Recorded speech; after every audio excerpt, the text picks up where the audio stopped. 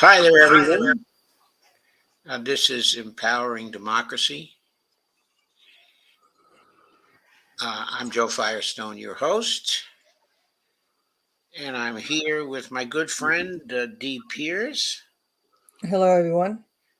who is the host of Around the World with Dee and Friends. We just finished her program, uh, and now we've moved on to ours. Our topic for tonight is one that I intended to do last night, but wasn't able to do due to technical difficulties with my sound, which I believe I have now solved. Anyway, the topic is changes following a likely Russian victory in Ukraine. This is part 11 of that rather long conversation that we've normally been having on the Tuesday nights, but tonight we'll continue with the conversation tonight due to the technical difficulties of last night. Tomorrow we'll go ahead as usual with our neoliberalism series. And Friday, we will go back to the Dump the Corruption series and our giving of the litmus test to the extreme right of the Republican Party, often known as the Freedom Caucus. So, uh,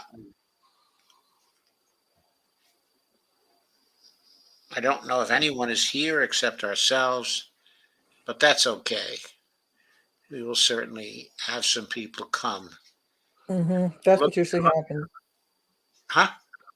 That's what usually happens. They don't show up right away, and then during the show, people will show up, and then even afterwards, people show up. Oh, yes. In fact, many more people show up afterwards than during the show itself. Uh, okay, tonight I'd like to start off with an article. We usually don't do that in this show, but there was a particularly good article which appeared in, I picked it up in LA Progressive.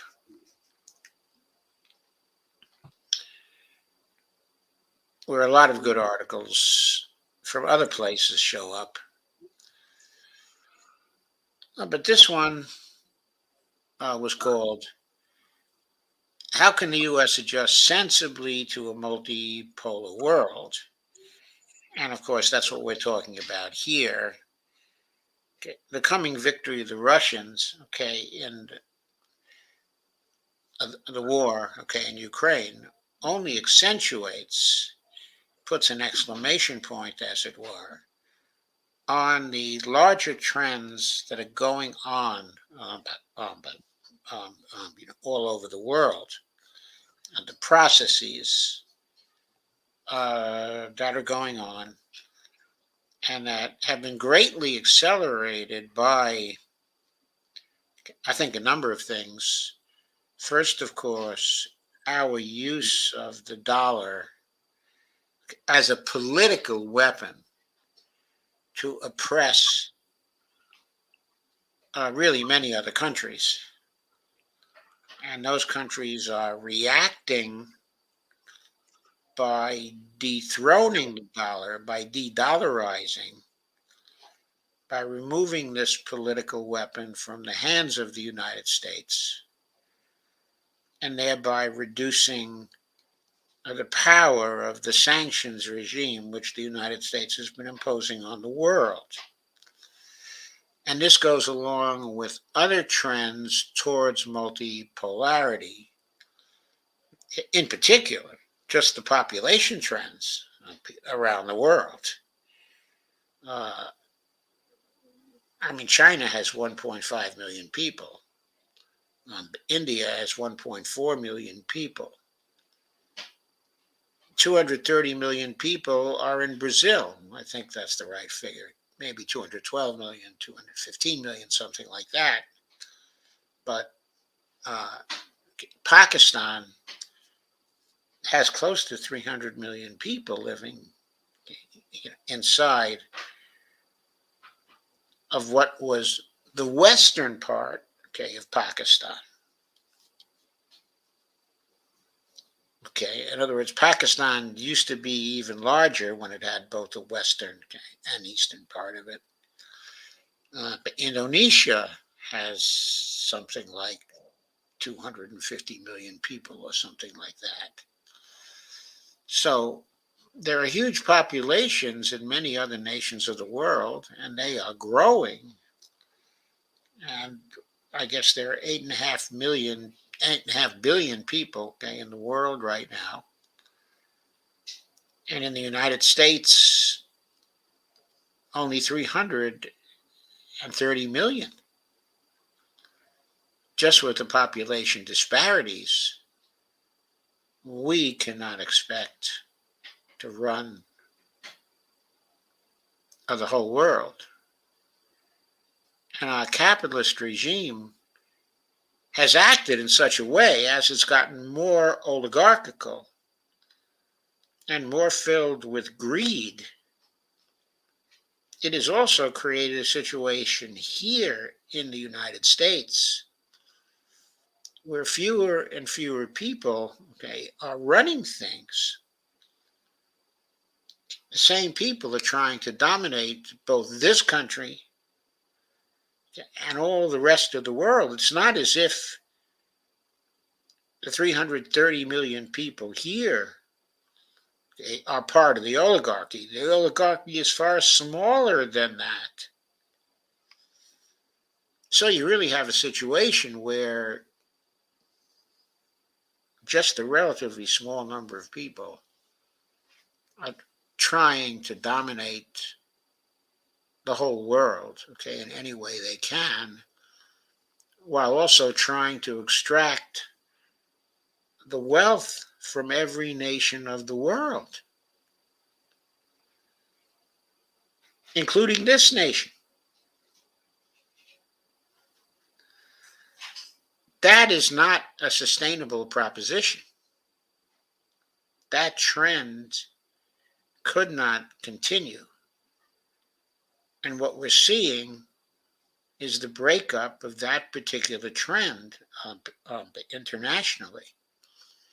And probably soon we'll see the breakup of that trend here.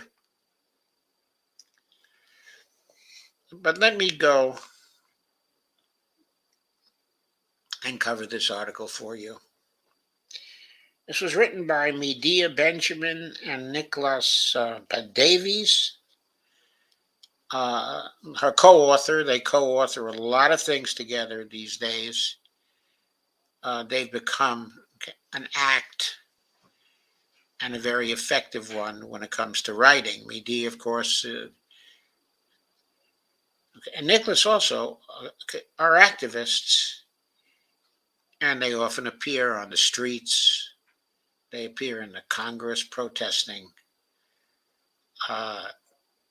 They get themselves arrested, or I shouldn't say they get themselves arrested. They are arrested because the police just ignore civil liberties these days. But title of the article is How Can the U.S. Adjust Sensibly to a Multipolar World While U.S. Leaders Have Been Losing Wars and Trying to Cling to International Power? A new multipolar world has been emerging. A lot of that the new emergence is due to the Chinese vision of what a multipolar world ought to look like, and is fueled by not just a highly abstract kind of vision, okay, of a multipolar world, but one that gets embodied in the Belt and Road Initiative that China is using to try to create a web of nations coming together across the world. This is an interesting drawing. Maybe it's meant to represent that. I don't know.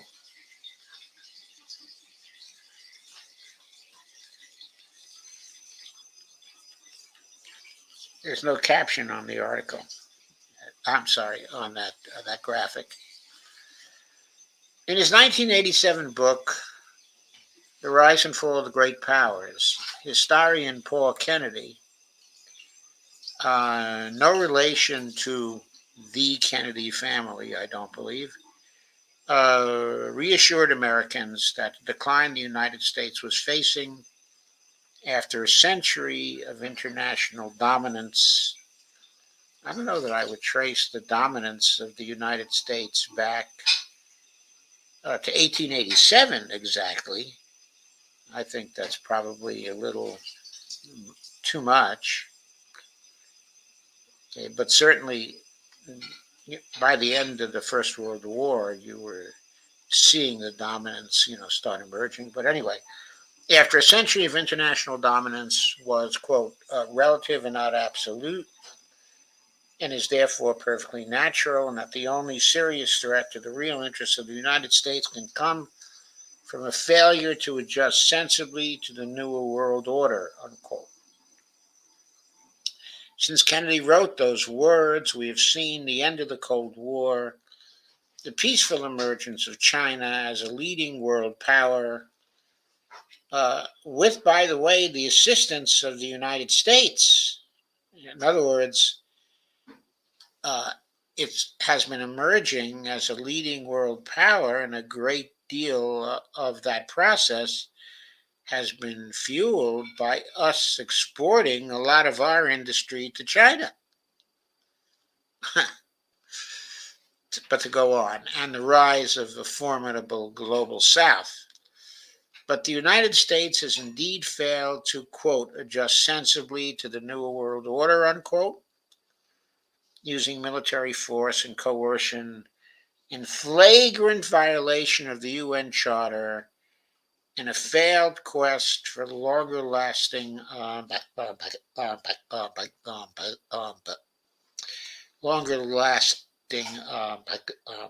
global hegemony. Kennedy observed that one's military power follows economic power. Rising economic powers develop the military power to consolidate and protect their expanding economic interest. But once the great powers' economic process is waning,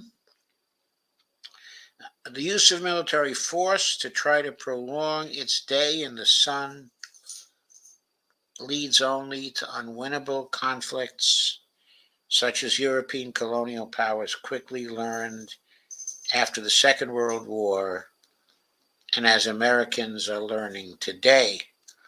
While U.S. leaders have been losing wars and trying to cling to international power, a new multipolar world has been emerging, despite the recent tragedy of Russia's invasion of Ukraine and the agony of yet another endless war. The tectonic plates of history are shifting into new alignments that offer hope for the future of humanity. Here are several developments worth watching. De-dollarizing global trade. For decades, the US dollar was the undisputed king of global currencies. But China, Russia, India, Brazil, Saudi Arabia, and other nations are taking steps to conduct more trade in their own currency or in Chinese yuan. Illegal, unilateral, by U.S. sanctions against dozens of countries around the world have raised fears that holding large dollar reserves leaves countries vulnerable to U.S. coercion. Many countries have already been gradually diversifying their foreign currency reserves from 70% globally held dollars in 1999 to 65% in 2016, to only 58% by 2022. Well, starting in 1999, moving to 2022, that is 23 years. So this has not been some kind of overnight change. The period from 70% to 65% was a period of relatively slow change. But the period from 2016 to now, that has been a period of acceleration. Since no other country has the benefit of the ecosystem, quote unquote, that has developed around the dollar over the past century, diversification is a slow process. But the war in Ukraine has helped speed the transition. It has. On April 17, 2023, U.S. Secretary Janet Yellen warned that U.S. sanctions against Russia risk undermining the role of the dollar as the world's global reserve currency. And yes, because the war in Ukraine hasn't been just a matter of armies fighting each other. The sanctions that were imposed by the European countries and the United States and others who aligned with the United States on Russia have been unprecedented in their depth, and scope. They have been a part of the war that we've never seen before. We've never seen the economic coercion and the military coercion proceed like that at the same time. So the Russians, of course, to fight this and to fight the freezing of hundreds of billions of dollars in their assets, and generally speaking, the confiscation of those assets, have diversified their trade to Asia, I believe, much more quickly than they planned. And in doing that, have insisted that that trade be done in currencies other than the dollar. So there was a direct, there is a connection that's direct between the economic side of the Ukraine war and the de-dollarization being conducted by the Asian nations, to some degree the African nations, and now we're seeing the Latin American nations also wanting to de-dollarize and making arrangements to trade with one another in their own currencies. And of course, there's the development of a BRICS currency going on now. That has been happening through the founding of a BRICS bank.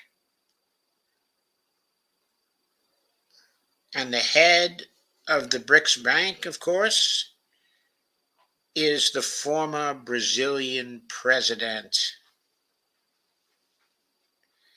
thrown out of office by the Bolsonaro forces. And now she shows up as the president of the BRICS Bank.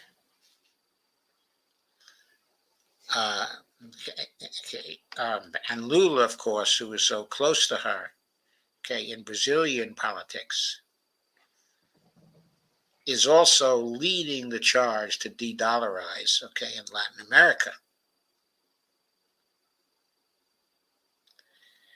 You can be sure the BRICS Bank will be making substantial loans to Latin American countries in currencies other than the dollar, where the payback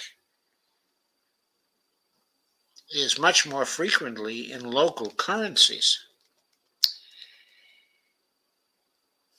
Going on with the article. And in a Fox News interview, right wing Republican Senator Marco Rubio lamented that within 5 years, the United States may no longer be able to use the dollar to bully other countries.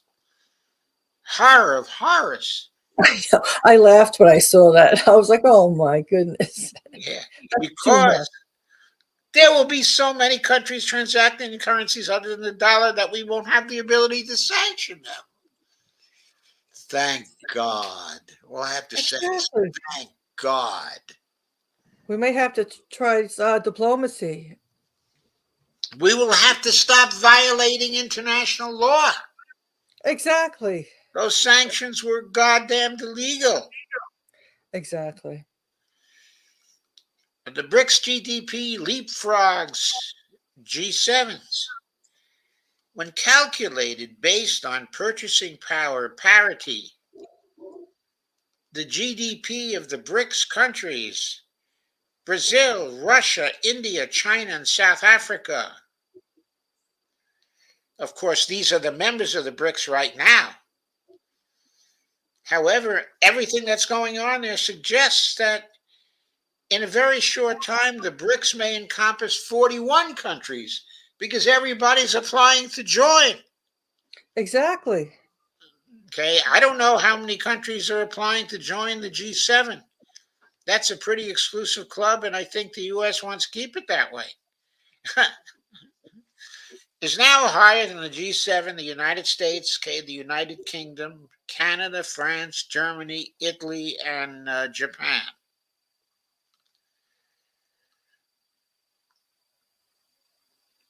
Okay, now those countries have sizable populations. Of course, the biggest one is the US at 330 million. I believe the United Kingdom is something like 66 million. Canada is something like 38 million. France is also somewhere around 65 million. Germany is 85 million. I believe Italy is also around the middle 60 millions. Okay. And Japan is roughly 100 million. So that's a pretty big concentration of countries. But of course, with the BRICS, Brazil is, as I said before, something like 215 million. Russia has about 150 million now. India is 1.4 billion. China is 1.5 billion. South Africa, I'm not sure how big South Africa is across the top of my head, but I think it probably approaches 100 million in population. So you can see that the BRICS population, is probably 10 times the population of the G7. Mm-hmm. The BRICS countries, which account for over 40% of total world population, generate 31.5% of the economic output of the world. This is measured in purchasing power, the parity of the GDP of these countries. If you just took the raw GDP, of course, the G7 would be would still be very much ahead of the BRICS countries. Mm-hmm. But when you look at the purchasing power parity, the BRICS countries are generating 31.5% of the economic output of the world, compared with 30.7% for the G7. So the BRICS countries, just the five that started it, not all of those who were looking to come in, not Iran, not but Saudi, not but some of the South American countries, not some of the African countries. Uh, and BRICS' growing share of global output is expected to further outpace the G7's in coming years. Well, yes, it will. Before we know it, it will probably be 3 times the output of the G7 in purchasing power parity. Through the Belt and Road Initiative, China has invested some of its huge foreign exchange surplus in a new transport infrastructure across Eurasia to more quickly import raw materials and export its manufactured goods, and to build growing trade relations, with many countries. By the way, what do you suppose the currency is of that foreign exchange surplus that the Chinese have?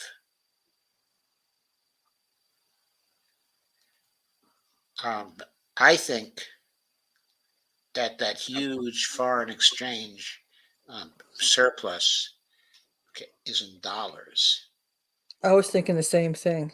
and probably as high as $2.8 trillion that the Chinese have to invest, the nations, if they want to do the investment, in dollars.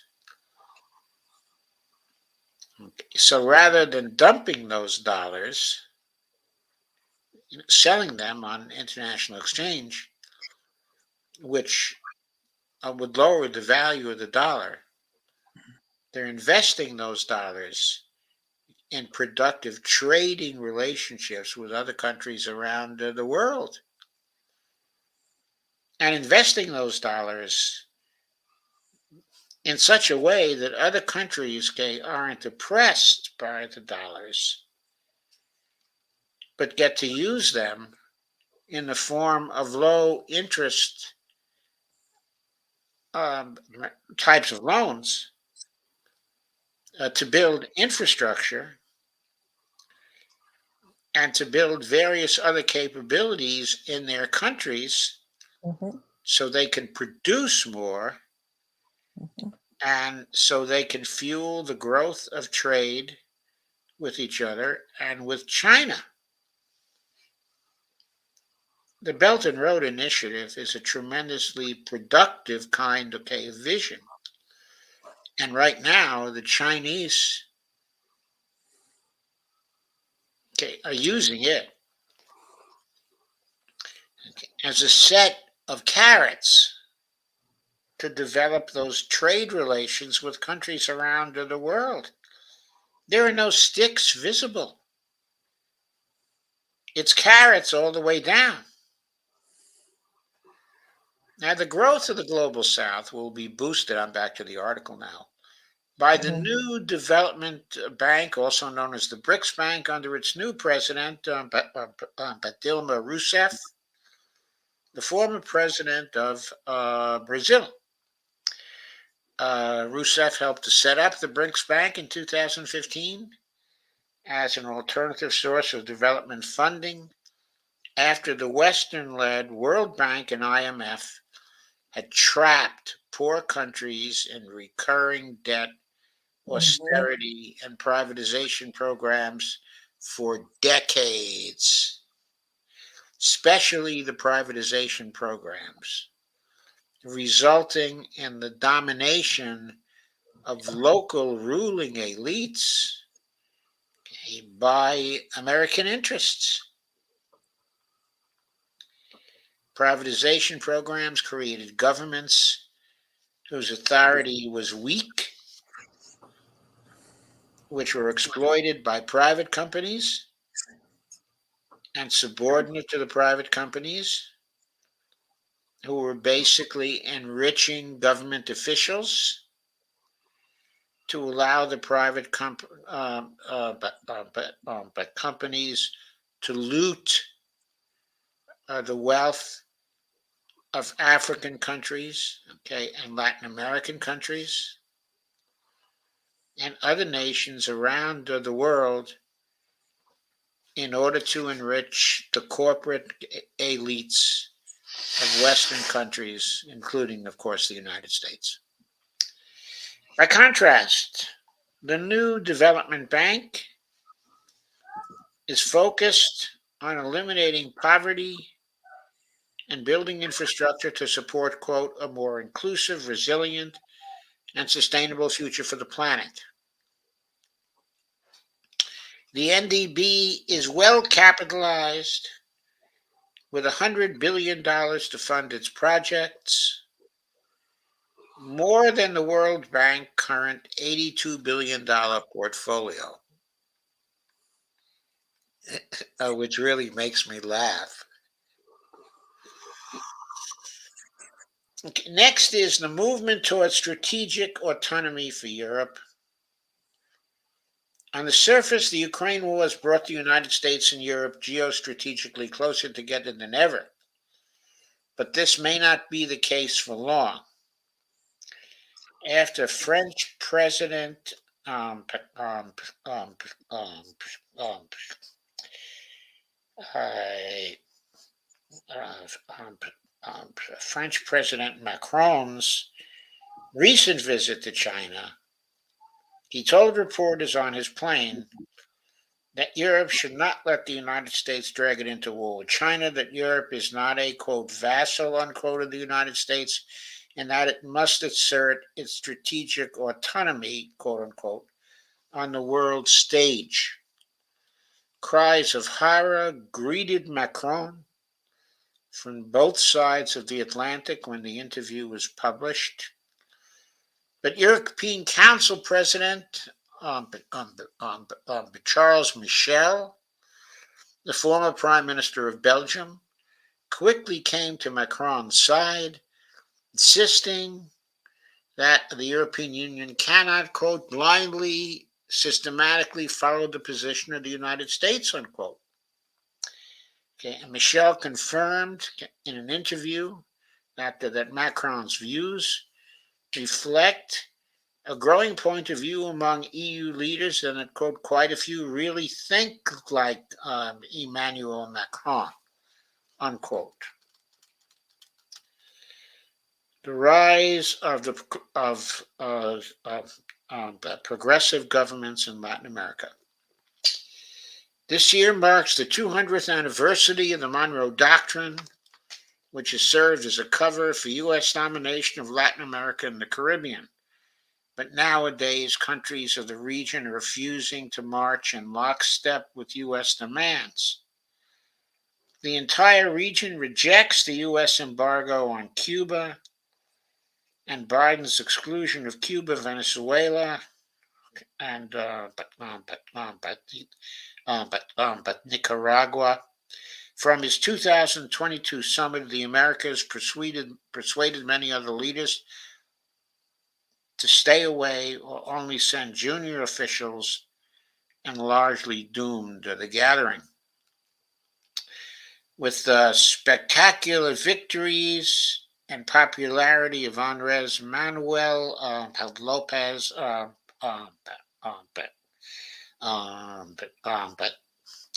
Lopez Obrador in Mexico, Gustavo Petro in Colombia, and Ignacio Lula da Silva in Brazil, progressive governments now have tremendous clout. They are strengthening the regional body CELAC, CELAC, the Community of Latin American and Caribbean States, as an alternative to the U.S. nominated Organization of American States. To reduce reliance on the U.S. dollar, South America's two largest economies, Argentina and Brazil, have announced plans to create a common currency that could later be adopted by other members of Mercosur, South America's major trade bloc. I must add here that Argentina and Brazil are the two largest economies, but they're in no way equal. In other words, Brazil's population is something like 215 million. Argentina's population is something like, maybe 40 million. And so that ratio, like 5-1 or 6-1, is reflected in the purchasing power GDPs of the two nations. But they've announced plans to create a common currency. It wouldn't be like the European common currency where they give up their own currency. It would be a currency for trade. They would retain their own sovereign currencies, meanwhile, for domestic trade, for domestic commerce. Now, U.S. influence is waning, China's is mushrooming, the trade increasing from 18 billion in 2002 to nearly 449 billion in 2021. China is now the top trading partner of Brazil, Chile, Peru, Uruguay. Okay, and Brazil has raised the possibility of a free trade deal between China and also Mercosur, which probably means that's South America's major trading bloc. Okay, if they did that, then they would probably be using, again, a common trading currency, but would keep their own domestic currencies, sovereign currencies. Also, such a union would be squeezing the dollar out because those nations would no longer be taking loans from the World Bank and from the IMF.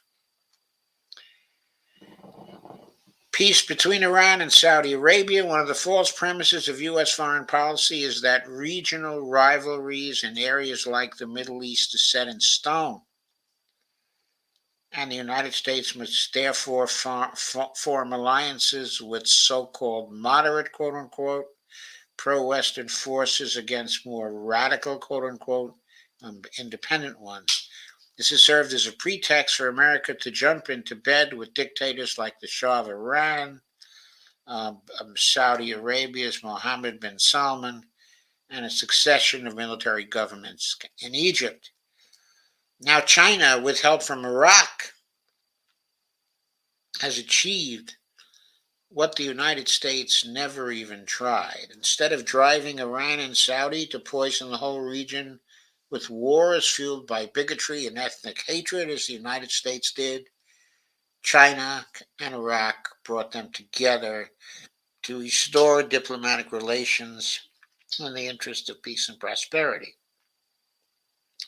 Healing this divide has raised hopes for lasting peace in several countries where the two rivals have been involved, including Yemen, Syria, Lebanon, and as far away as West Africa.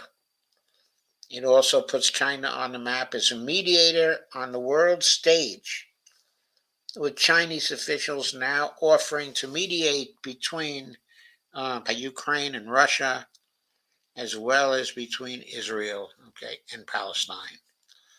Saudi Arabia and Syria have restored diplomatic relations, and the Saudi and Syrian foreign ministers have visited each other's capitals for the first time since Saudi and its Western allies backed Al-Qaeda link groups to try to overthrow President Assad in 2011.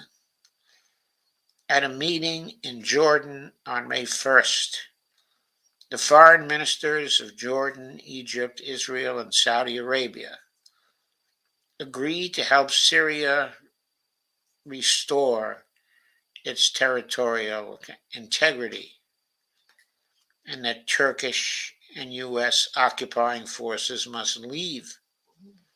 Syria may also be invited, has been invited, by the way, now to an Arab League summit on May 19th for the first time since 2011. Chinese diplomacy, to restore relations between Iran and Saudi, is credited with opening the door to these other diplomatic moves in the Middle East and the Arab world. Saudi Arabia helped evacuate Iranians from Sudan, despite their past support for the military rulers who were destroying Sudan. The Saudis are helping to mediate peace talks along with the UN, the Arab League, the African Union, and other countries. Multipolar diplomatic alternatives to U.S. war making. The proposal by President Lula of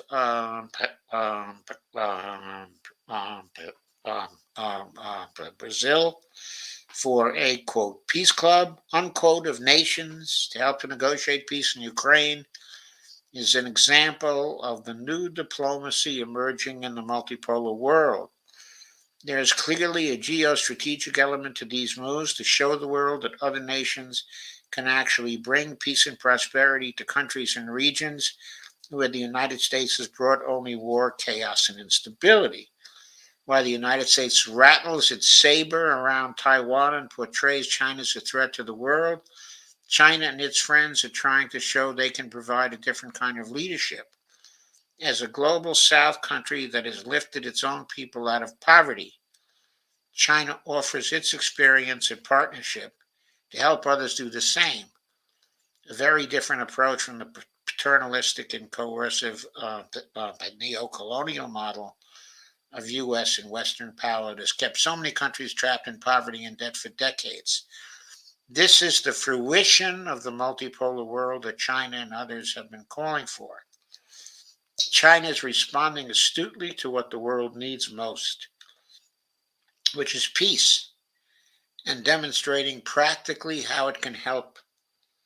This will surely win China many friends and make it more difficult for U.S. politicians to sell their view of China as a threat. Now that the newer world order that Paul Kennedy referred to is taking shape, the economist Jeffrey Sachs has grave misgivings about the U.S. ability to adjust, as he recently warned, quote, unless U.S. foreign policies change to recognize the need for a multipolar world, it will lead to more wars and possibly to World War III, unquote. With countries across the globe building new networks of trade, development, and diplomacy, independent of Washington and Wall Street, the United States may well have no choice but to finally adjust sensibly, quote unquote, to the new order. The opinions expressed here are solely the authors and do not reflect the opinions or beliefs of the LA Progressive. Okay, so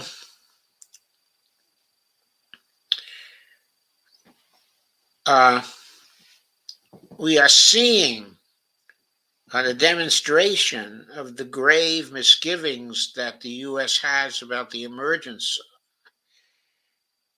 of a multipolar world. But the question arises, what can the U.S. do about it? One thing the war with Russia is now revealing is the great failure of U.S. foreign policy in trying to surround Russia in working for regime change, in Russia, and working to attempt to decentralize Russia in hopes of breaking apart, the Federation into minor states that can never be a world power again. This has been the intention of the United States through Democratic and Republican regimes alike since the 1990s. And we continued with this in Ukraine, in a war that we provoked. We did not start, but which we have done our best to continue without the promises of aid, financial and military, to the government of the Ukraine. This war would have been over in April in 2022. Instead, now it continues to a conclusion which has depopulated by Ukraine. We're looking at a nation which had in excess of 40 million people when the war started, and which now has suffered many, many fatalities, people fleeing Ukraine for other countries. Okay. If Ukraine has more than 25 million people still living there today in what is a ruined economy, that 25 million is a lot. It may be as low as 15 million people now. Whether people will return to a denuded nation, bereft of any military power, maybe bereft of access to the sea, is something that is still to be determined. But one thing has been made clear by the progress of the war. The Western powers, the collective West, as Russia likes to call them, the powers of Europe, the United States and Canada, okay, because of internal economic developments and because of the export of so much of their industries to China, we now have a group of Western countries that at this moment does not have the capability to sustain its military threats towards other nations. Yes, we can devastate still weak nations such as Iraq and create great problems for Syria. But we don't have the military capacity to support efforts to oppose what China wants to do. In other words, we cannot compete with them using military force right now because we don't have the productive capacity. We exported it. We would need years to build up our productive capacity again if we wanted to follow a military strategy. As we speak, the number of nuclear warheads the Russians have is greater than what we have. And they have hypersonic missiles to deliver them, which we don't have. We, of course, don't have an advantage in sheer armed force. Russia, a population with less than 50% of our own, has right now more people in the armed forces than we have and is about to expand its armed forces to 1.5 million people, where we're operating with the military that in all the services combined is roughly around 1 million people. If we had to sustain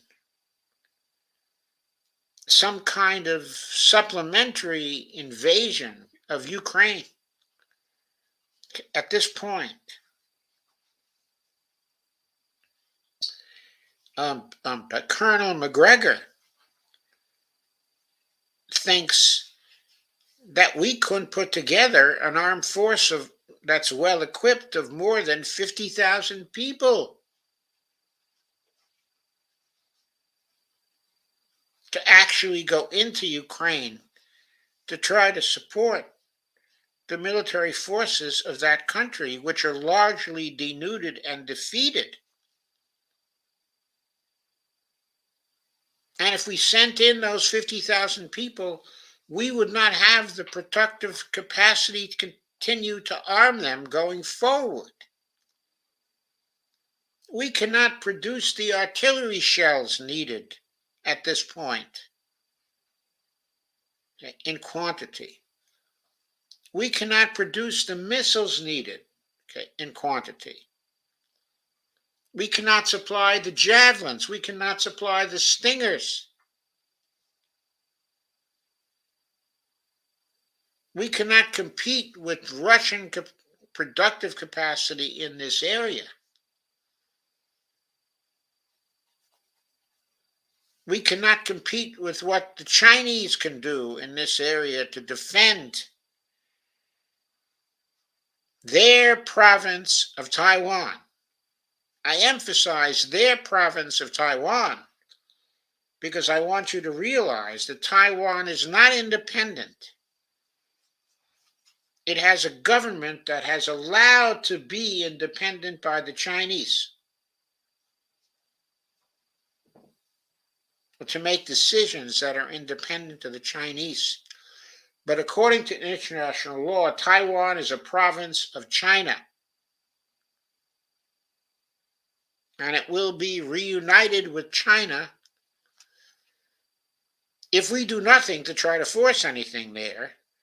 There might not be a reunification until 2050 or 2040. But if we try to create an independent Taiwan, which in all sorts of ways we've been threatening to do, that unification is going to take place in the next 5 to 7 years because we don't have the military force to stop it. We ignored the climate changes. Yes, as Barney points out to me, I haven't spoken about the climate emergency and climate change. Of course, we need to turn our attention to the climate emergency and to our own disintegrating nation in terms of our infrastructure needs, which are myriad. I don't have time to go through them here, and I won't. But obviously, our foreign adventures have been getting much, much more attention than our domestic prosperity has. We have concentrated on financialization and prosperity for Wall Street and prosperity for the banks. It's a cliche to say that we don't have prosperity for Main Street, and increasingly even for the middle class in this country, which is largely disappearing. We don't have the internal societal strength anymore to sustain a foreign policy that relies on military means to accomplish our ends. We are going to have to make a sensible adjustment to the new world and pursue a collaborative foreign policy. I've said that in previous programs quite often. What I want to say here is reflecting on the internal political situation here in the United States. The way our, I'm sorry. No, Colby's just crying here. Oh, okay. The way our political situation has been developing, we see that Trump is the leading candidate for the Republicans. He might very well try to follow a more collaborative type of foreign policy if he can make deals with other countries that feather his own nest and his family's nest. If there's something personal in it for him, as there was with his collaboration with Saudi Arabia. And, if Latin American countries were willing to pay him off, he might follow a collaborative type of foreign policy with them and use the financial power of the United States to sustain their interests rather than just the interests, of American companies. Uh, but I wouldn't trust that sort, of possibility. I certainly would not, because Trump will be bought off by the kind of foreign policy that most benefits himself, and his family. Uh, with Joe Biden, he has the neocons. He's brought them into his administration. The Clintonites, they are dominating his administration. And to the extent they're not dominating it, is being dominated by the Obamaites, who have much in common with the Clintonites. And they're all benefiting in whichever way that, whatever they want. Yes. The neocons have been running a foreign policy that has been accelerating the destruction of U.S. power around the globe. That is one of the major lessons to be learned from the Ukraine adventure that we've been pursuing now, not just since 2022, but for many, many years, at least since 2008. It's been a ruinous foreign policy. Of course, on the surface, there is no hope of another Biden presidency delivering the kind of sensible adjustment to multipolarity that we need. And of course, the cognitive decline of Joe Biden is now so apparent that we doubt there would be any coherent leadership for the United States if he were to win a second term. On the other hand, there's Trump, and he literally threatens a hard sort, of dictatorship if he gets in again. That possibility is very, very apparent. The rule of Biden, of course, would be very authoritarian. He would be ignoring what people need, as he has done for most of his presidency, increasingly as it wears on. He would have the ruinous foreign policy, which would feed some more the rise of fascism here in the United States. So what other possibilities can we look at this time?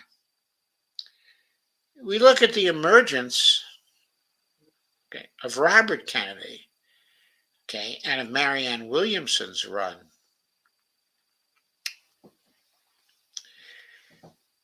In Robert Kennedy, we see somebody who in certain ways is very promising. Certainly, he would not be ignoring the climate emergency and the environment, in general. Certainly, he's very concerned with the regulatory capture of the federal government by the neoliberals. And he is a very promising person to fight against that and to try to end that. And also to try to weaken the influence of the deep state and the neocons on foreign policy. So in all these various areas, he is looking very good. But he has had some interviews with Crystal Ball of late, and with Sabrina Salvati of late, and with Savvy.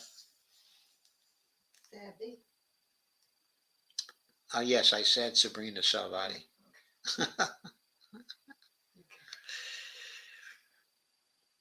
Okay, and with also Russell Brand of late. Okay, and these but independent media people have asked him some very straightforward questions, which he doesn't have good answers to. If we want to consider him as a real possibility for a presidency that would be an alternative presidency, he doesn't have satisfactory answers to questions like,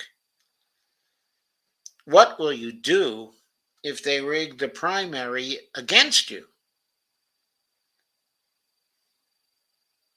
Will you then be supporting the Democratic candidate they rigged it for?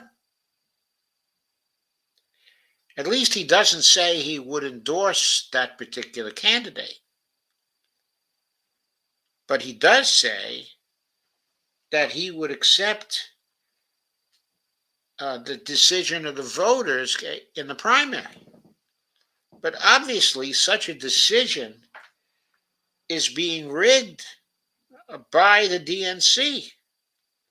It's already being rigged by the DNC in its refusal to debate.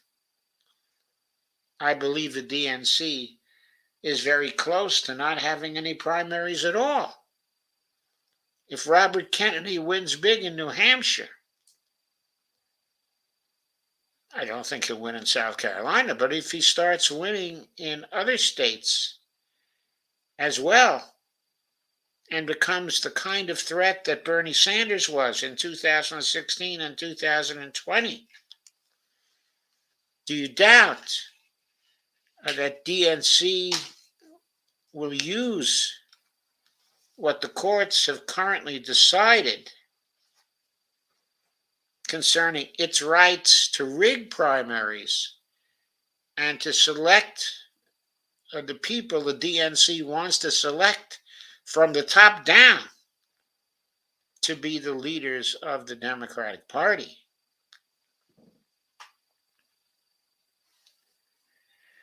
What is a candidate who will just accept that, who wants to run, who wants people to donate to him, who wants people to support his ground game and carry him on a popular wave?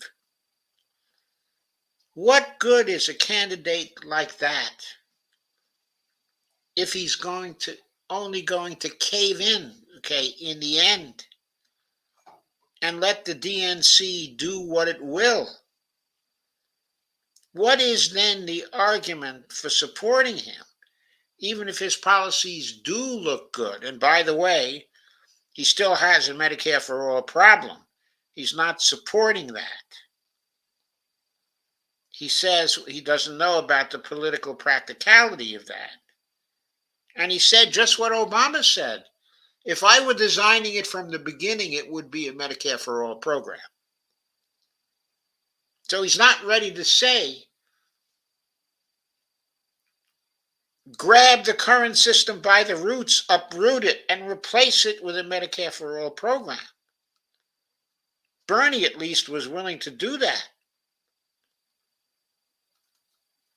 It seems as Bobby Kennedy is not there yet. But then we have to ask the question, how can he not be there yet when 70% of Americans want Medicare for all? What percentage of Americans does there have to be for him to say that this is practical politically? Obviously, when he thinks it's not practical politically, It's because he thinks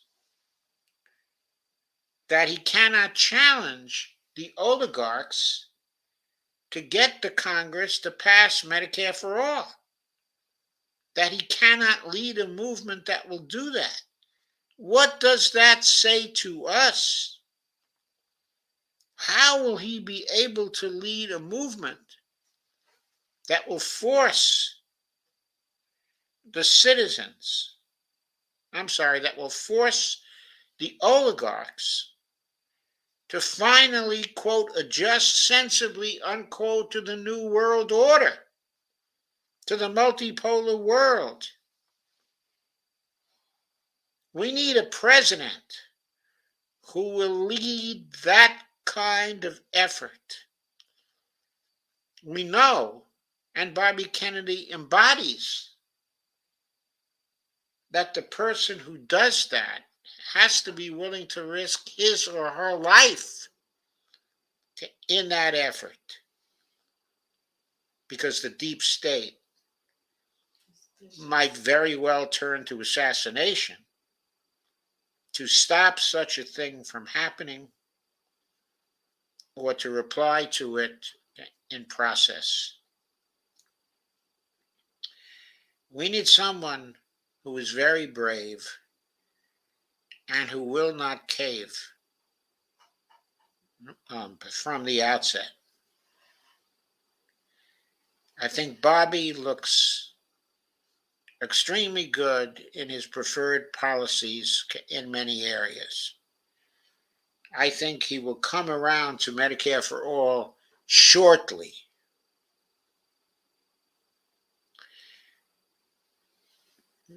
I think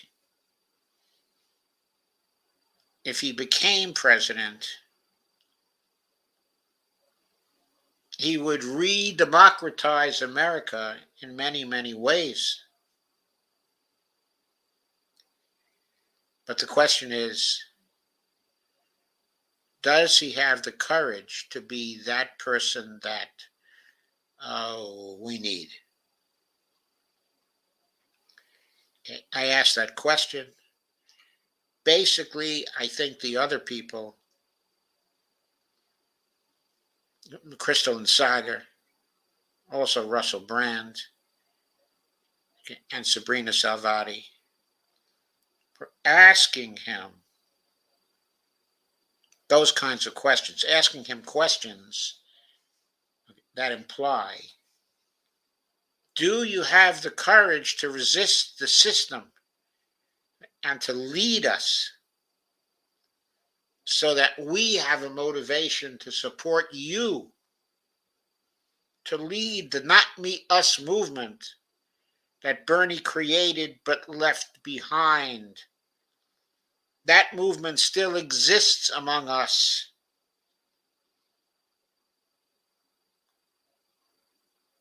And we will create a leader for it from the bottom up. If that leader is to be Bobby Kennedy, if he is going to lead us to adjust sensibly to the new world order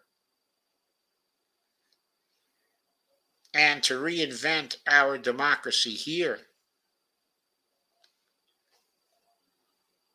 then I think he has to be a lot stronger than he's been so far.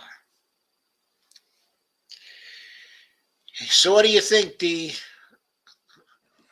I I'm think kind I of think done he's for the night. yeah, I think he's kind of feeling out, by talking to different people, feeling out the energy, how they're approaching him, how they're talking to him. And I want to see here. Steve Wolprandt had said, he says, Doc, watch Jimmy Dores and RBN's take today on that horrid crystal smear interview. So, Yeah, okay. I do think that in the part of the interviews, okay, that dealt with the vaccines, it was certainly a crystal smear interview. mhm. She said she didn't want to go into the vaccine issues too deeply, but in the process of saying that, she smeared him. Okay, with his initial words, she smeared him, Right. and she wouldn't let him come back and go on the offensive because there wasn't time, she said, because he had to go, she said. Mhm. Yeah, that part of it was a smear interview. But they did ask him these key questions about what he would do if the system was rigged. He is choosing to run in the Democratic primary. Okay, I can understand that.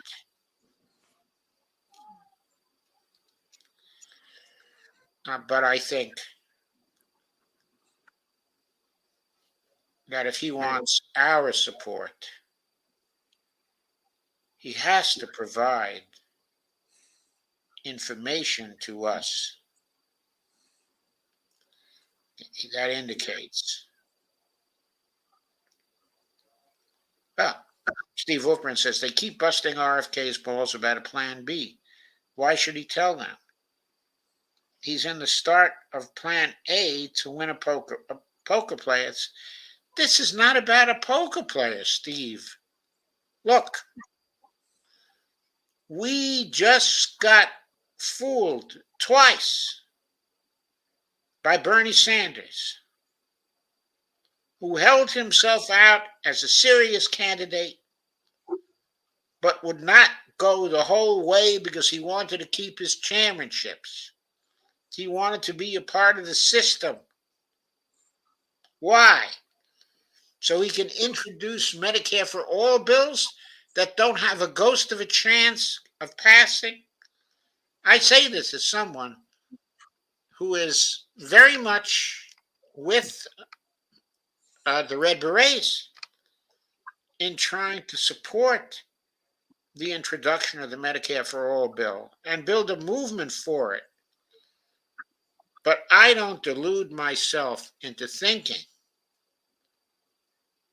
that we're going to get a Medicare for all bill anytime soon with the kind of leadership of Congress and the executive branch that we have now.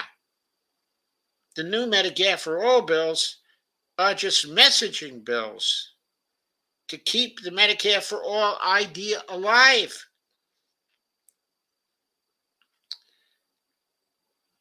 But there needs to be a powerful movement behind actions like that can change the political system. Okay, Sabby Sabs knows this. She sees the answer in mutual aid and in going into the streets, and in unionization. I see the answer in those things supplemented by dump the corruption. I think the Medicare for all bill is going to go nowhere. The changes in foreign policy are going to go nowhere. The other changes we need are going to go nowhere unless we develop this dump the corruption movement. We've got to get these damn people taking the big money out of Congress and the executive branch. And then we need to expel the people who are taking the big money from the Supreme Court.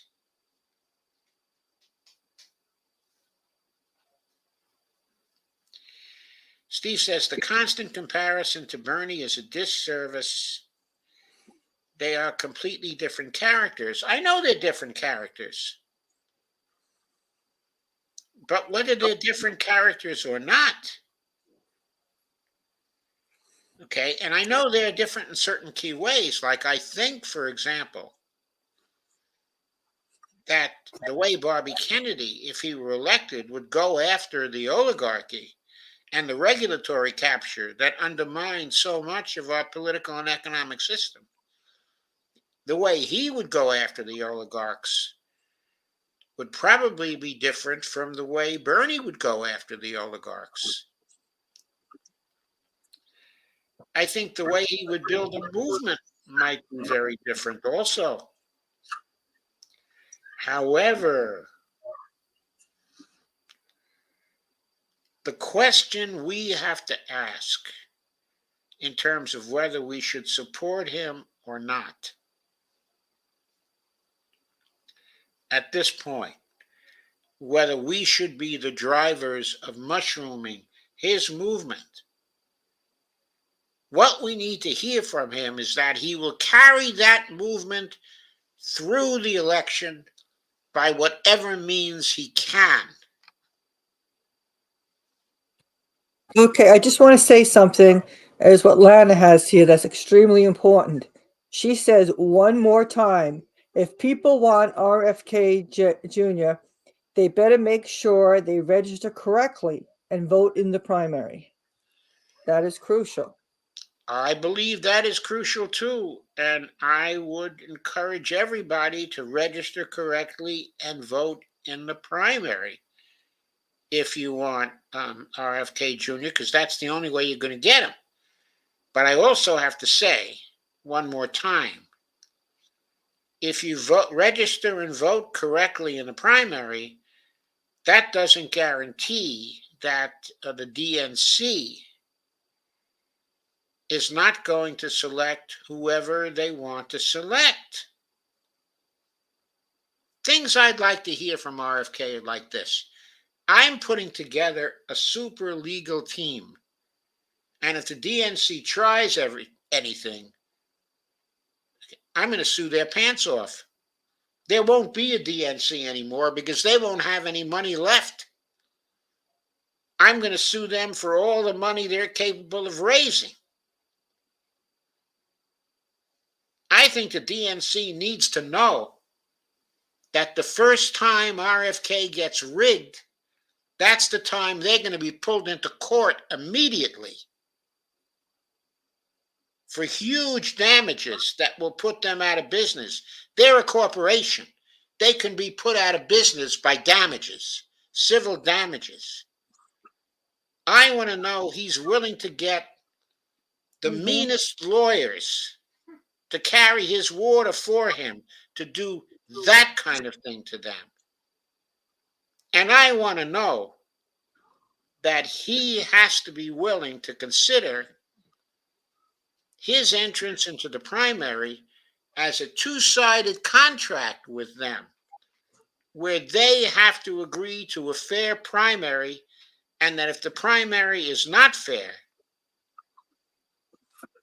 that he will feel free to run on a third-party ticket or as an independent. And with social media, we saw with Bernie, the fact that people that are there, they're filming a lot, and you just need a lot of that again. A lot of that filming of what's going on. And when they're screwing up, they have to go online with the videos. You need the filming of what's going on.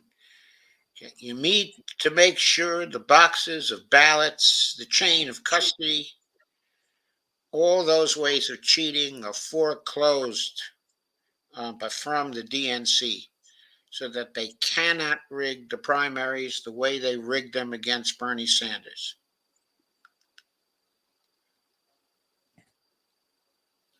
Steve Wolfbrand says, I'm on board for RFK. Yes, I know, Steve. I know you are. I like RFK a lot. But I need to see that he will fight for us to the end. He needs the Not Me, Us movement. And he has to be very clear that once he's the leader of that movement, he's not going to give up in midstream. He's going to take the movement all the way to the presidency. Okay, remember Al Gore in 2000? He wasn't willing to take people into the streets to ensure that the Supreme Court made a decision that was fair. John Kerry was cheated in 2004. He wasn't willing to take the movement into the streets. We don't need to be seduced by another candidate who won't take the movement into the streets. We would be much better off supporting the dump the corruption movement and taking that into the streets. Because with that, we can at least kick out congressional candidates from both sides who were taking the big money, and they would be replaced by candidates who had not and would be much more susceptible to our pressure. And by the way, that includes RFK. Oh, stop it. Oh, sorry, the dog's here. Yeah. Sorry. He should not be taking big money.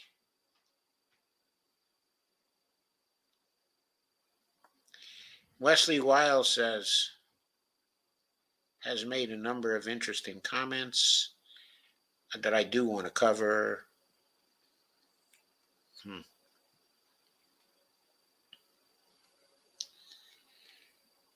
Okay, Joy Burgess Ramsey is here.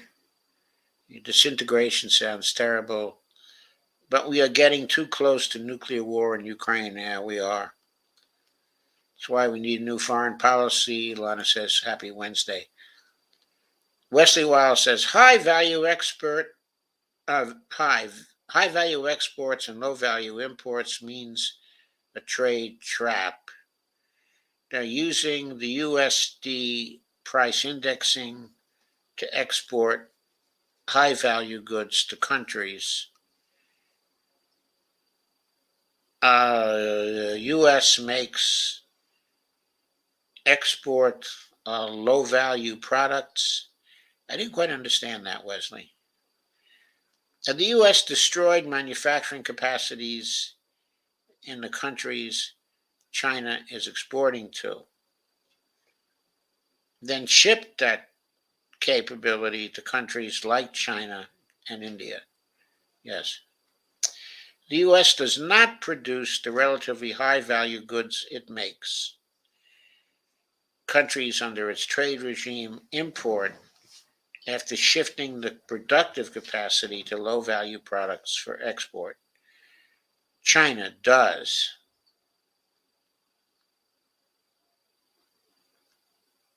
Yes, China does. That trade trap is what really creates the U.S. price indexing. It makes trade with China appealing because of the low foreign exchange strength compared to the USD. China produces far more than is sustainable. That might be. Steve, I saw a so-called expert recently predicting the collapse of China within 10 years due to the young people not reproducing enough to support the aging population. Saw a similar prediction for Russia.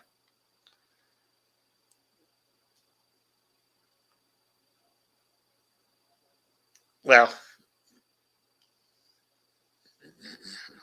I guess I don't really credit that because I think that the productivity of the young people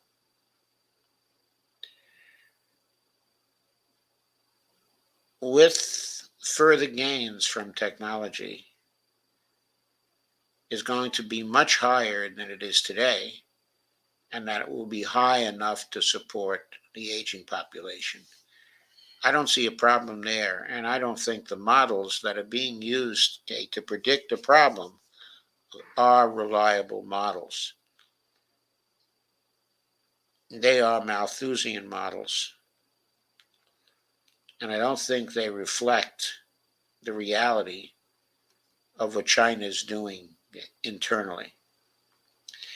Because they have a very weak consumer base and an aging population condition to save, not buy. They can't consume what they produce now without the U.S. trade domination.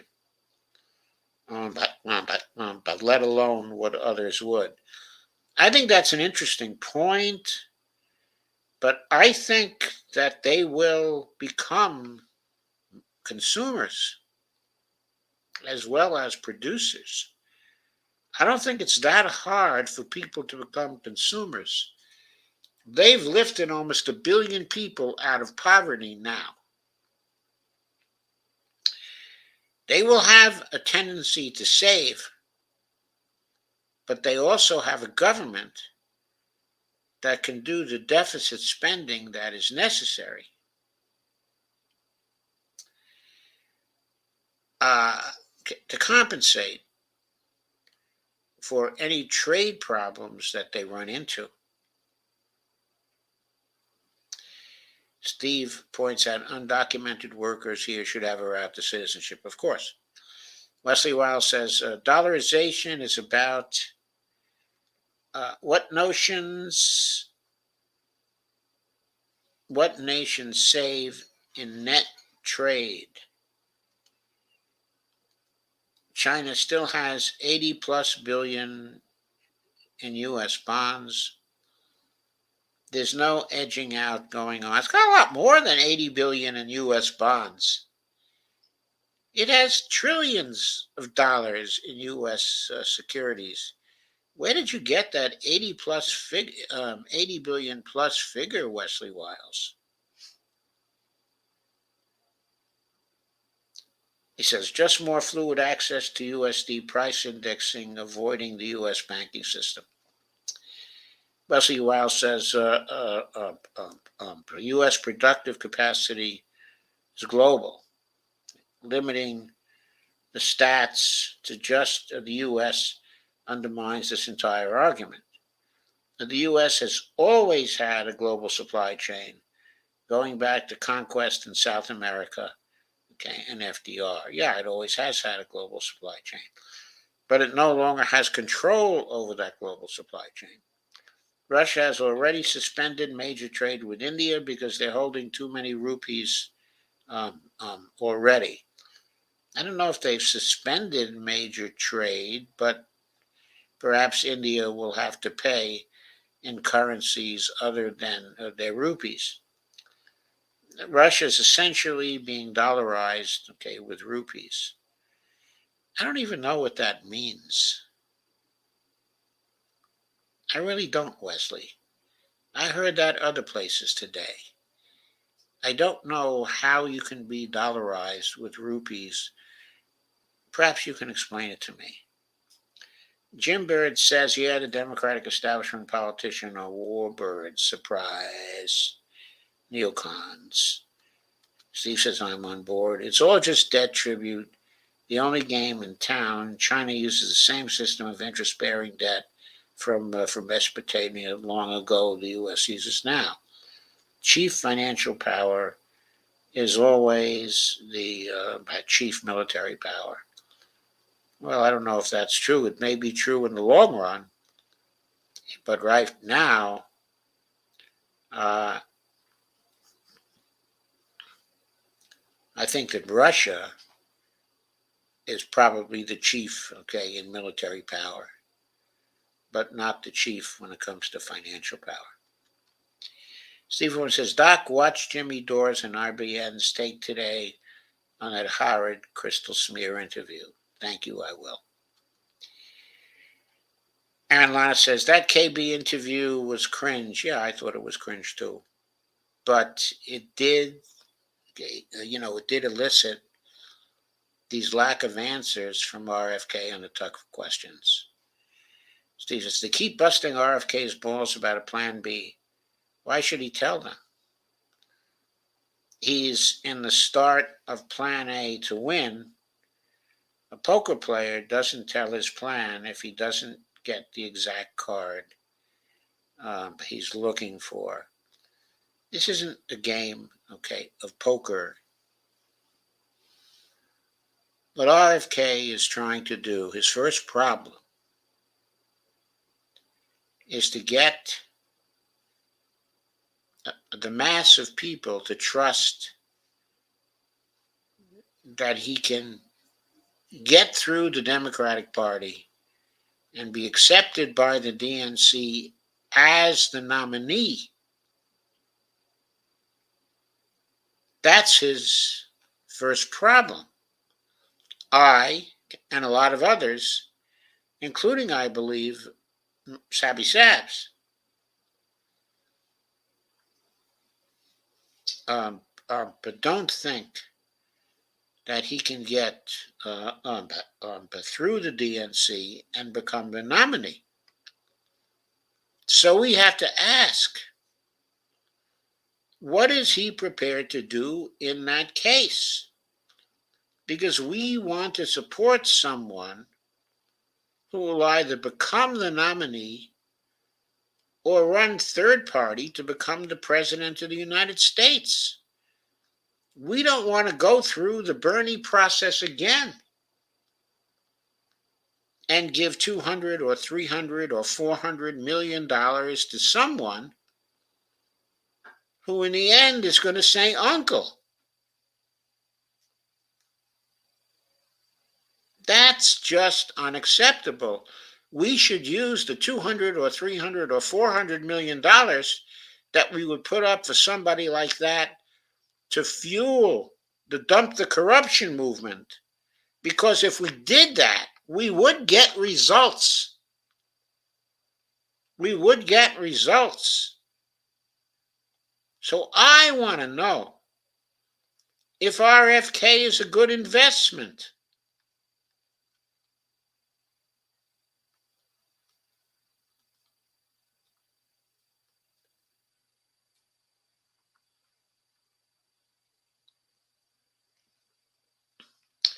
There are a few other comments, but it's already 10:36.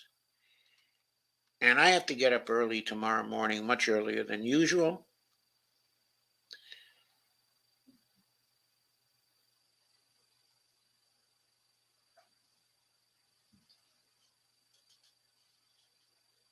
The answer, Lana, to your question is I don't just see one lawsuit at the end of the process. What I see is Robert Kennedy needs to have a legal effort that every stage of the process, every time they do something fraudulent, they get sued. They get sued. I can't believe that a corporation is free to commit frauds on the public. Yes, there's buyer beware. We know all about that. We know all about the leeway given to businesses in making false promises. But what the DNC is doing is out and out fraud, because contrary to what they said in court, they are holding out that their primary process is a fair process to all concerned. They don't admit that they're rigging the process and committing fraud on the public. If they admitted that, no one would vote in their primaries, and Robert F. Kennedy wouldn't be entering their primaries. I think that RFK is entering the primaries because he believes in his heart of hearts that if the initial process of running the primaries results in crushing Joe Biden, that Joe Biden will do what Lyndon Johnson did and leave the field, and that Robert Kennedy will then have a good chance to win from whoever else the Democrats choose to put in his place. Who would they turn to? Kamala Harris? To Buttigieg? they would have to find someone that was at least halfway credible. I mean, maybe Gavin Newsom is the one who would emerge as the person. But I think Robert Kennedy thinks that if he does well enough in the first primaries, that he can get Joe Biden to withdraw the way Lyndon Johnson did. That's what I think Robert Kennedy is hoping for. I think Robert Kennedy wants to be the Gene McCarthy to Joe Biden's Lyndon Johnson. The DNC can openly cheat or ignore their own self-imposed rules and literally not having to meet RFK in court. I don't think that was settled last time. The Becks still point out that they are alive, that suit has not been completely settled. So it is not yet settled law, but also there is a lot of corporate law that imposes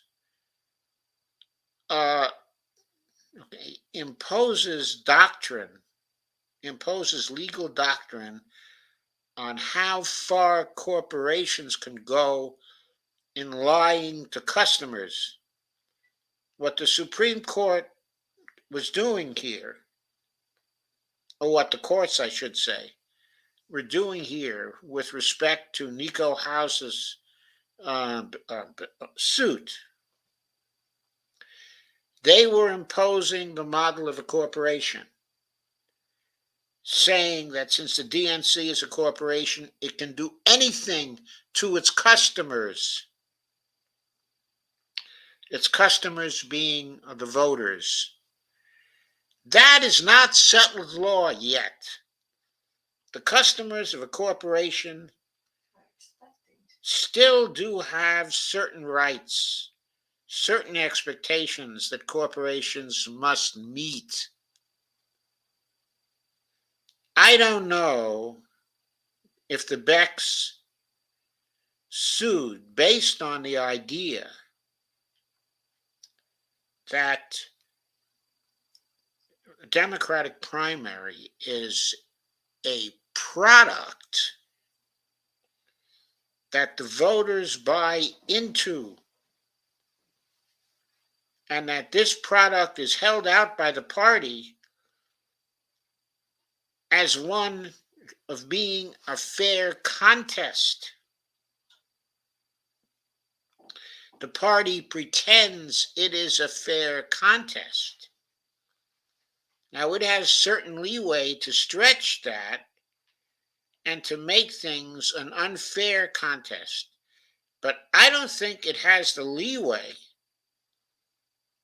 to throw out that the primaries are like a wrestling match where everybody knows they're fixed and they just go to the primaries for entertainment. It hasn't reached that stage yet. And I don't think the courts would sustain that kind of evolution of the primaries.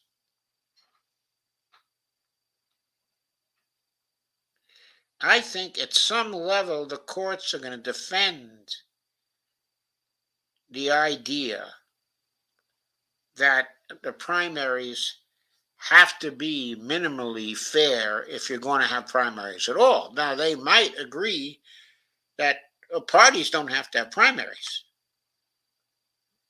Okay, and that the DNC can rig the election by not having primaries at all. That would probably be allowable by the courts. But if the Democrats go through these primaries in the first place, okay, I don't think they're going to have quite the leeway that the court decisions so far seem to indicate they have. But we will see. Did you see Sabby's interview with the Becks? Yes, I did. It was pretty depressing. Yeah. Oh, no, it wasn't a long time ago.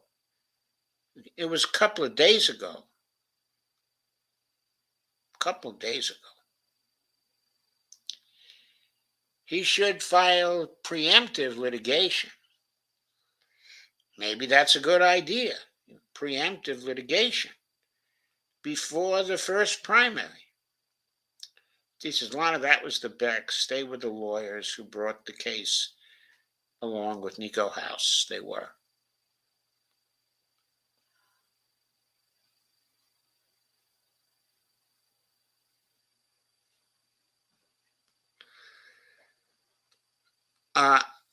I don't think it was entirely settled last time.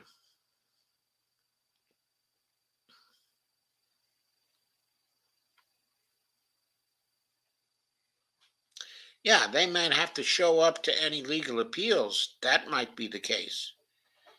But just because they don't have to show up doesn't mean that they would win the appeals. But we'll see.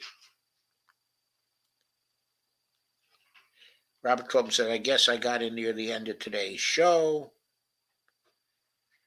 Ghostot says, free Imran Khan. Wesley says, China has a weak country base. It's a major problem with their aging population, Joe. That's actually an accurate statement he made. I know they have an aging population, Wesley.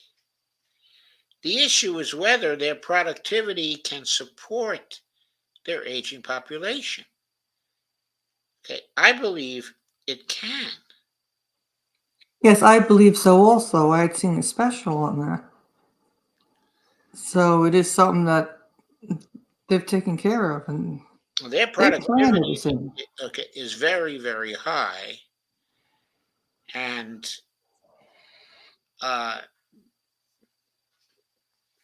they will spend for whatever they need to take care of their own people.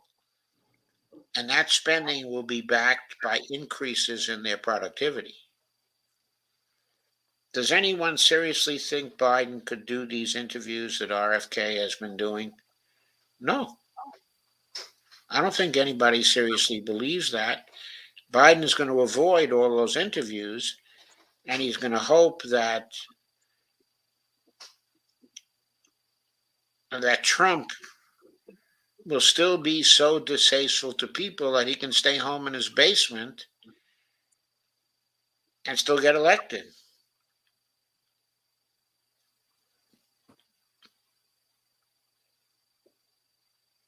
Wesley insists that China has a major consumer base problem.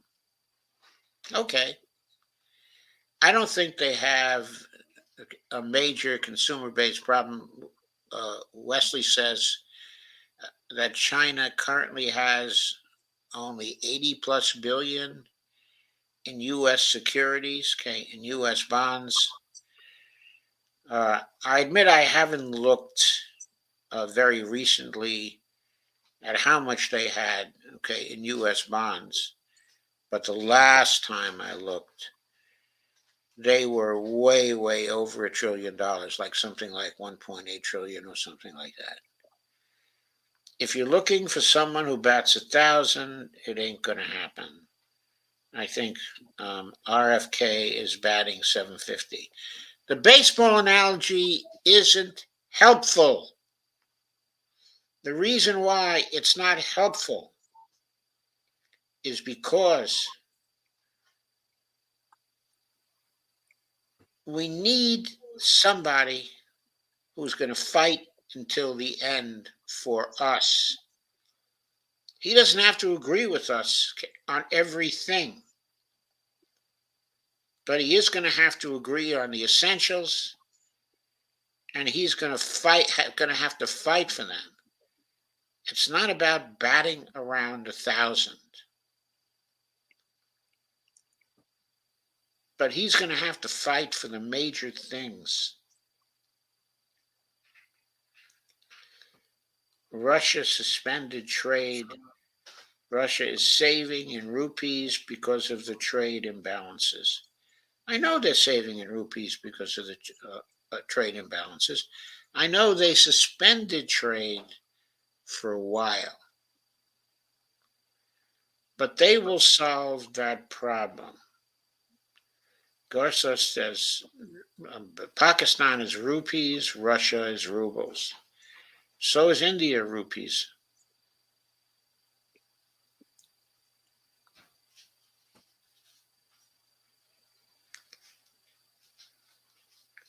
Yes, India is rupees.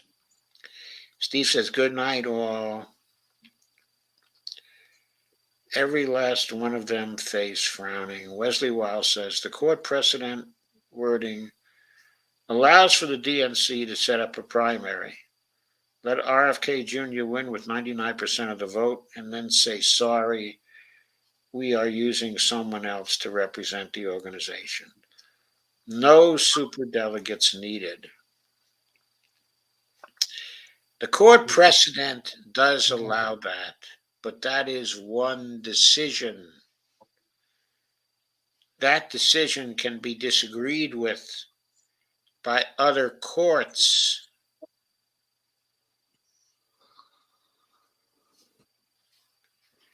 If there's litigation in other courts, that precedent is not necessarily binding, Wesley. And the DNC doesn't have to show up to any legal summons based on anything like arbitrary rules within the private organization. Well, I still believe that there are limits on the frauds that corporations can perpetrate, okay, on the public.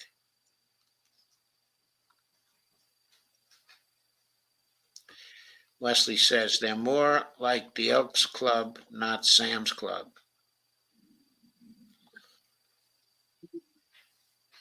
Steve says we could be witnessing the destruction of the Democratic Party. A very good thing. It hasn't helped us in a very long time. But for law, no one should take them seriously. But by law, no one should take them seriously. Consumer base. I didn't mean country. No, it's a fact. Consumer base in China is extremely weak. It's not a secret. Construction industry is strong, but consumer base, it's weak. Is why the U.S. is looking at India. It has a strong consumer base. Costa says, I don't think Kabbalah could either. Sorry, Joe, it's 800 billion. Oh, it is 800 billion. Okay. Just recheck my thread on China using its U.S. fines to pay Africa's collective 700 plus bill owed to IRS. It's 800 billion in U.S. bonds. China still holds, which just proves that point.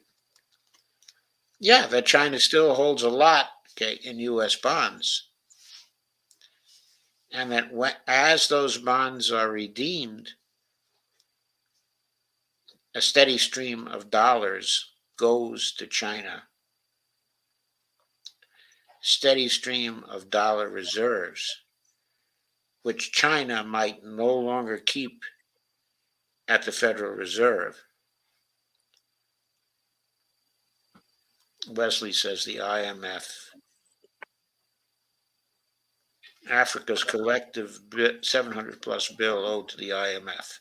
Thank you, Wesley, for that. Okay, I got to get off here now. Thank you for the active discussion. I very much enjoyed this show. I hope you did too. Yes, I did. Have you got anything more to say, Dee? I think everybody's tired. Everybody just wants to call it a day. Yeah, I think everybody's tired too and would like to call it a day. But I think that this was a very important show. I think so too. Yeah, please like, share, and subscribe. Okay, please buy me a coffee. I'm going across the bottom of the screen right now. There's my buy me a coffee thing. And then also there's my Patreon account, which is on the screen as well. you can contribute to my Patreon account as well so I can keep the lights on. Steve says time for bed. Yes, it is time for bed. Steve, as always, thank you very much for your contributions.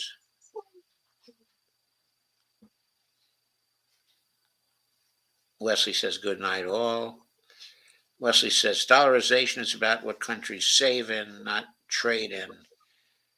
It's not abnormal to trade, okay, in national currency. That's right. It isn't abnormal as long as everyone has a sovereign country and insists that people buy their exports in their own national currency the way that we do. That is what should be normal for the whole international system. Steve says, night, Lana. Night, Lana. I say night, Lana, also. And thank you very much. Yes, good night, all. And I'll see you tomorrow. And Dee will see you tomorrow too, right? Yes. Okay, Around the World with Dee and Friends. Thanks. And I'll be doing a neoliberalism show tomorrow, as well. Sounds good. So see you then. Yep, good night. Oh.